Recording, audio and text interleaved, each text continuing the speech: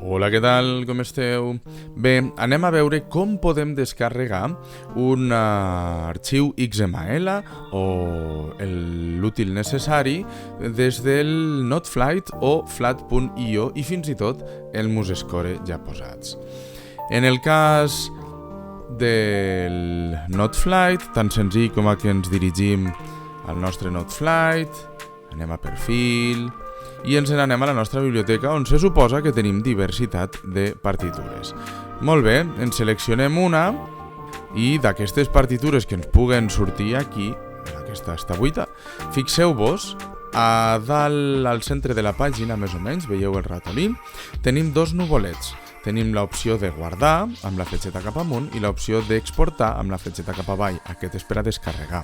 En el cas de Noteflight, que és on estem, a nosaltres el que ens interessa és descarregar sempre l'arxiu music.xml. D'aquesta manera podrem editar-lo sempre i des de qualsevol aplicació d'edició i creació de partitures. Li seleccionem continuar, guardem al nostre escriptori quan faci falta, li fiquem un nom i ja està, i desem. Ximpunt, ja tenim l'arxiu descarregat. Pel que respecta a flat.io, doncs tan senzill com que ens dirigim al flat.io, ens n'anem a la nostra biblioteca també, entrem, accedim a la nostra partitura, i una vegada estem aquí, és molt semblant a l'anterior explicació. Fixeu-vos que a dalt a la dreta tenim també un nuvolet, ho veieu? Exportar, amb una fletxeta cap a baix. Què passa amb el flat.io? No ens permet descarregar tot tipus d'arxius. Aleshores, l'opció seria o PDF, val? O, millor, compartir. Clicaríem el botó compartir, copiaríem l'enllaç, ok? I ja està. Tan simple com que d'aquesta manera jo puc accedir al vostre arxiu i comprovar i corregir que està correcte. Per altra banda, si parlem del Musescore, doncs una vegada carregat el Musescore, tenim la nostra partitura, la que siga, d'acord?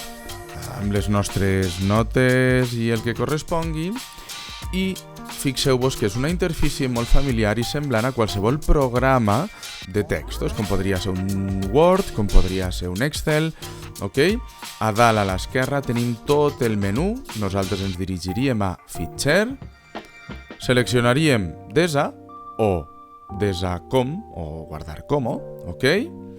I ja per defecte, en el cas del Musescore 4, obviem aquesta finestra, volem simplement guardar-ho al nostre ordinador i fixeu-vos, l'arxiu per defecte .mscz ja surt per defecte i és aquest l'arxiu que hem de ficar. Canviem el nom i guardem l'arxiu on ens interessi, ok? Ja està. Una altra opció, doncs en aquest cas tindríem guardar com, save as. En aquest cas, doncs res, simplement descarreguem i el mateix, guardem a l'ordinador, mateixa funció. Pel que respecta al Musescore 3, per a totes aquelles persones que tingueu el Musescore 3, el format per a guardar un arxiu és exactament el mateix.